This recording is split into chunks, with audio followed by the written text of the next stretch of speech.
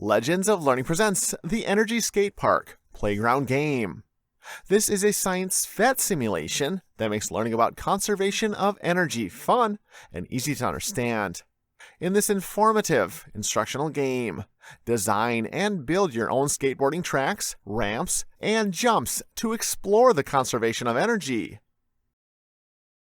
Control the skater's mass, measure the speed, and change the amount of friction on the track.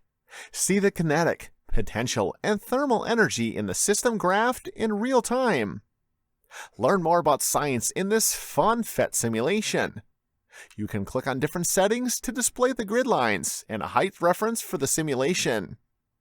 Click and change the setting for displaying the pie chart and the speed. You can also adjust the friction and gravity applicable in this simulation.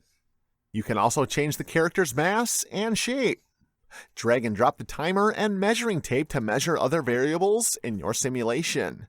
Try as many different scenarios as possible and reset the screen to try different scenarios to see if you can adjust the different settings to learn even more about science. Use your knowledge of science to complete this fun and educational simulation. Have fun and enjoy playing!